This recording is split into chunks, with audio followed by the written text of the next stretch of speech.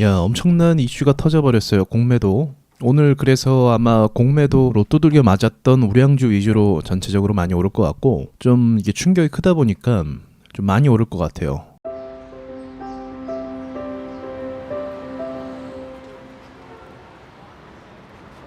공매도가 시장을 그동안 끌어내렸던 건 사실이에요. 알게 모르게. 제가 지난 시간에 그런 이야기 했잖아요. 제가 공매도에 대해서 이게 어떤 파급을 갖고 왔었는지를 좀 설명드리면, 반대로 상승장에서 이제 마중물이 붙는다고 했죠. 마중물을 부어서 더 오를 수 있는 심리를 만들어요. 세력들이. 그렇기 때문에 정배열 만들고 급등이 나오면 사람들이 추가로 매수하는 거예요. 세력들이 부은 물은 이거밖에 없어요. 그 심리를 움직여서 더 오를 수 있도록 사람들을 부추기는 거죠. 선동이라고 할 수도 있죠. 왜냐면 본질보다 더 부각시키는 거죠. 초전도체처럼. 그리고 에코프로와 같이 2차 전지처럼 2차 전지도 충분히 미래 산업이고 우리나라 주요 산업이 될 수 있지만 이미 됐지만 그에 비해서 가치가 더 고평가 받게끔 분위기를 띄우는 거예요. 그게 세력들이 하는 거거든요. 에코프로를 예로 좀 들면 에코프로가 2차 전지로서 좋은 주식인 거 누가 모릅니까? 다 알죠. 그래서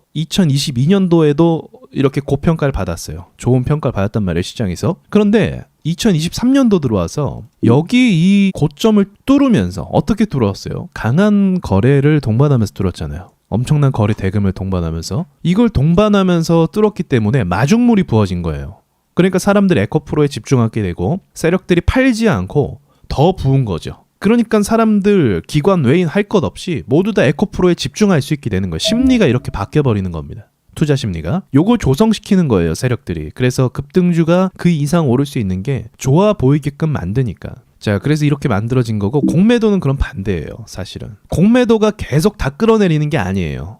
공매도가 처음부터 끝까지 바닥으로 막 만들어버리는 게 아니고, 공매도가 분위기를 조성하는 거죠. 똑같이. 이건 무슨 분위기예요? 매도 분위기를 조성하는 거예요.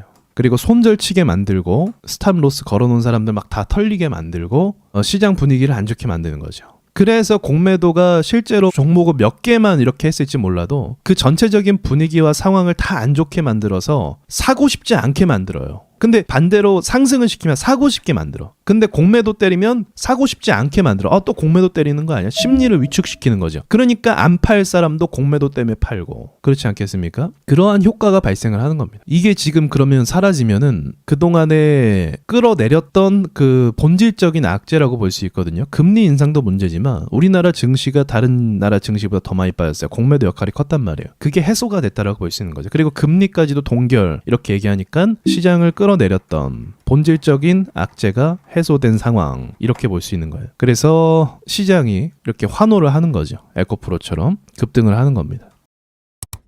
견해가 많은데 공매도 금지도 사람들 때문에 해주는 게 아니에요. 공매도 금지 해줄 거면 2022년도 했어야지. 이때 공매도 금지했으면 더 인기가 좋았겠지. 근데 왜 지금 할까요? 제가 말씀드렸죠. 이거 세력 수익 주려고 이러는 거예요. 세력들 좋으라고. 바닥에서 이제 다 매집했는데 올릴 명분도 없어. 공매도로 실컷 막 두들겨 팬 다음에 그 다음에 이제 여기서부터 올라가게 되면 세력이 좋은 거예요.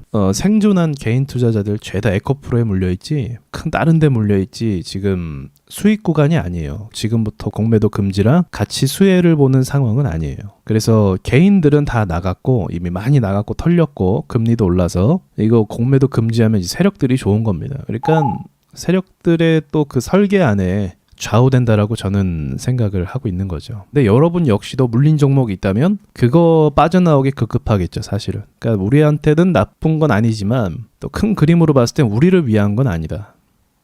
그래서 2차 전지는 이게 보상작용으로 어느 정도 오르는 겁니다. 이게 저는 그렇다고 해서 이게 주구장창 오를까? 거기에 대한 의문은 있어요. 왜냐면 넘어야 할 산이 꽤 있거든요. 얘가 한 방에 갈 수 없고 얘가 지나쳐야 할 고개들이 꽤 많이 남아있어요. 아직은요. 에코프로 기준으로 80만 원도 일단은 소화를 해줘야 되고요. 여기도 많이 물렸을 거예요. 여기서부터 시장이 급락했거든요. 그러니까 급락한 자리부터 일단 처리를 해줘야 되는데 아직 거기도 못 미쳤어. 그리고 제일 많이 물렸던 사람들이 이 구간 94만 원 위로 어떻게 갈 거냐, 어떻게 소화할 거냐, 여기에 돈들이 어마어마 몇 조 이상의 돈들이 묶여 있습니다. 지금 여기서 많이 털렸다 할지라도 남아 있을 거예요. 그래서 이러한 부분들을 다 뚫고 가줘야 되는 상황에 걸려 있어요.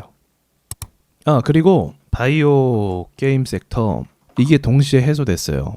그러니까 금리 인상 때문에 신규 투자가 들어오지 않을 것이다. 이러한 좀 비관적인 이런 생각들이 지배해서 바이오 게임 섹터도 누르고 있었거든요. 근데 이게 이제 해소가 됐다고 전 봐요. 그리고 동시에 반도체, 우리 반도체 쭉 이야기했었잖아요. 반도체도 지금 다 양봉 치고 있죠. 근데 반도체 아닌 건 이제 보통 소형주는 좀 약세네요. 몇 개 보니까. 이런 에너지 종목은 이제 반사 이익으로 갔었는데 좀 심하게 이제 떨어지는 모습을 볼 수 있고, 그래서 반도체 쪽으로 좀 수급이 몰릴 것 같아요. 이 에코프로나 이쪽을 물린 사람들 정리해야 되기 때문에 다행히 현대차도 좀 반등 나오고 있고 셀트리온도 오르고 이제 바이오도 다 오른다는 거예요. 이게 호재예요. 그래서 아까 제가 말씀드렸던 것처럼 바이오 게임 섹터 누르는 악재도 해소가 됐어요. 이제.